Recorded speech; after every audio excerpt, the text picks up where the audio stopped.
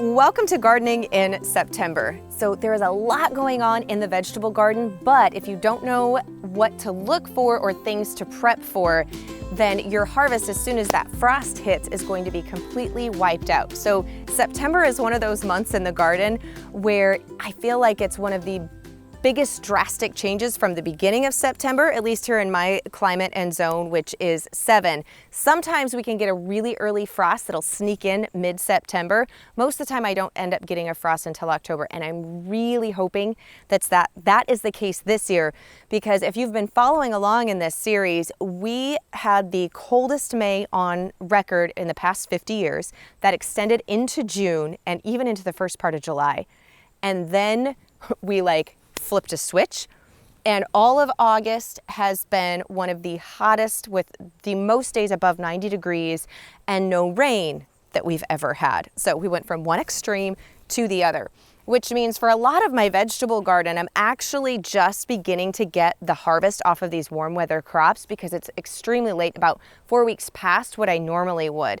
So one of the things that has been a little bit more challenging, and if you're experiencing this or you have a summer like this next year to be on the lookout for, is if you are a seed saver, which we are. These are our family's strain of heirloom pole green Tar Heel beans that we've been raising in my family and passing down for over 100 years. However, because the harvest came on so late, and I know that we could get a frost in a couple of weeks, I'm having to be very careful with how much I harvest so that we actually have food from these plants this year, and then how much I leave on the vine to allow to mature so that I have our seed and can continue this strain in passing it down and having enough to replant next year. So I actually just last week was able to get our first harvest off of these and was able to I ended up canning 30 pints, but the rest I'm actually just leaving to mature, because if a frost hits in 2 weeks, I actually only have a small amount down here that has matured enough to the point where it will be large enough and viable and actually germinate and produce a bean plant for me. Because these, up here, even these need to get a little bit larger and into this white stage. And I've got a whole video on seed saving, which we'll make sure and link to if you want to go and learn about that more in depth. So it's been a very careful walk and balance, because this bean here, if we get a frost in October, this probably will mature enough, which is why I'm not picking it right now, to become a seed bean. But right now, there's no way that this bean inside the pod is mature enough to seed safe. It just wouldn't be viable. There's not enough there. So I'm having to cut myself short on some of the harvest for some of these plants to ensure that I then have the seed to be able to continue on with able to growing these strains, because this isn't a strain that I can just go and get our family strain that we've been seed saving for this many generations from a seed catalog or from the store or something like that. So I'm having to manage things very, very carefully. So for those of you who live in a shorter summer growing period, you are very used to this. Or if you're planning on maybe moving to a more northern climate, the shorter the growing season is, a little bit more complicated you get in order to make sure you get everything you want from the garden. But right now, we still have a lot coming on in the garden of the warm weather crops, and one of those is zucchini. So with harvesting everything, when it looks about like what you are used to seeing in the store size-wise, that is really your visual key indicator. Some of that does have to do, however, with your preference on cooking.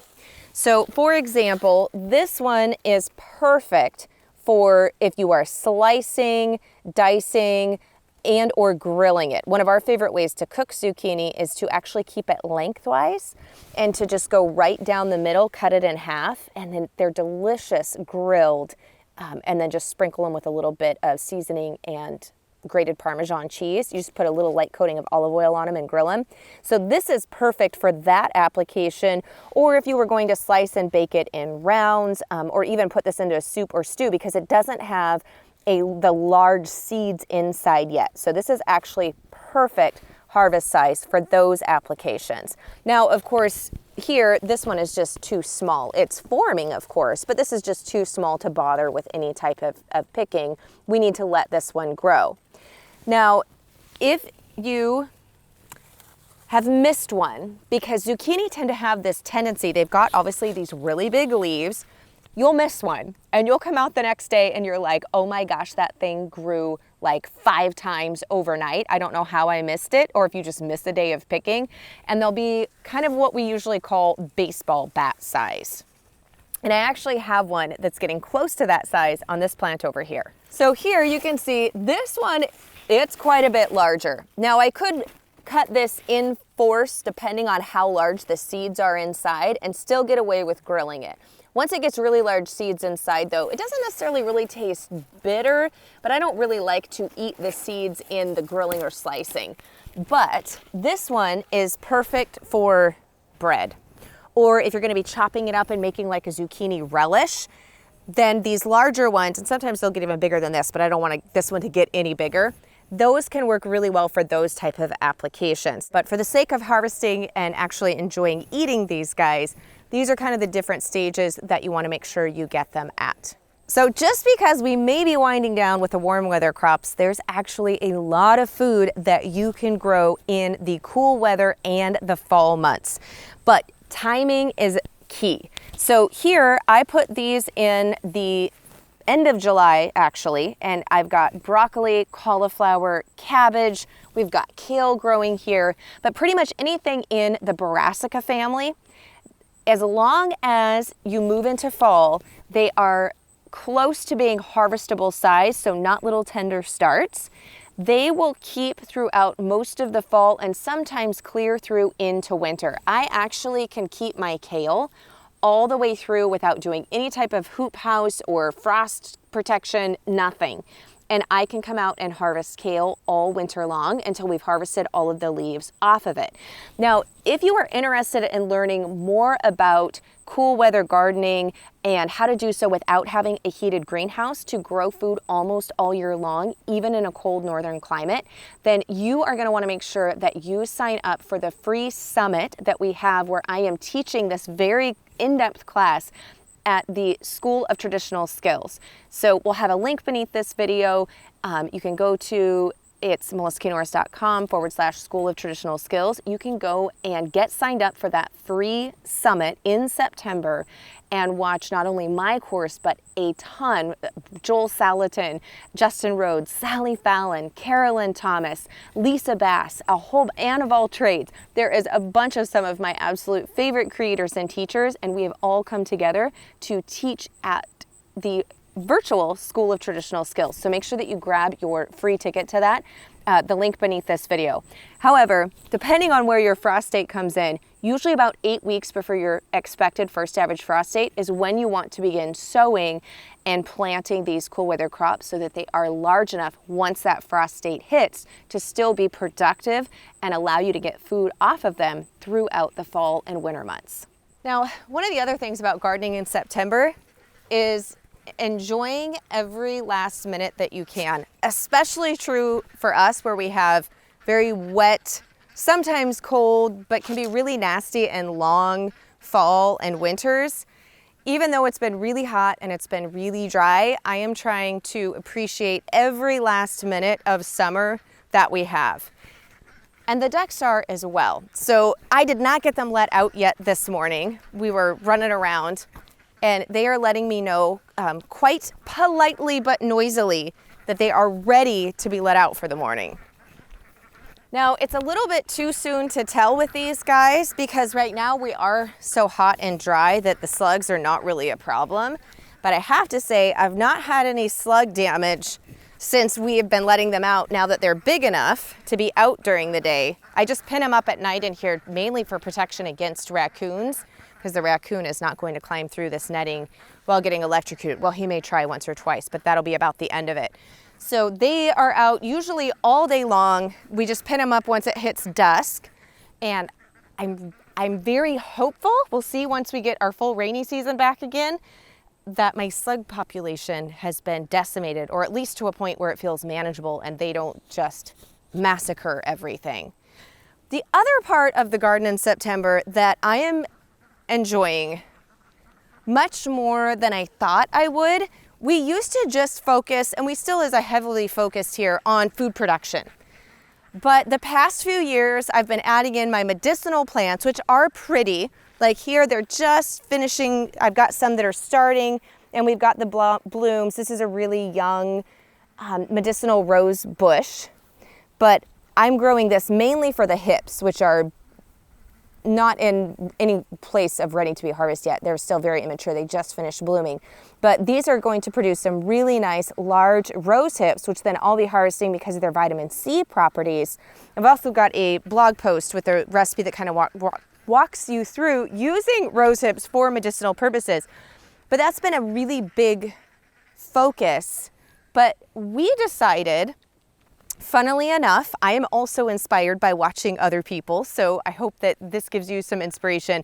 But we watched Growing Floret, which is a Magnolia Network show, and we watched it, and it's a flower farm. It's only about an hour away from us, Erin Benzacane, which is fun because it's very similar growing climate to ours, and it's this huge, beautiful flower farm. And so we watched it, and when we were watching it, it was in wintertime, and we looked out at our front yard, and we're like, we just have a bunch of grass that's growing there. We're not really using our front yard for much. I mean, we'll run the chicken tractors in the spring through, and now we've got the ducks will play in here.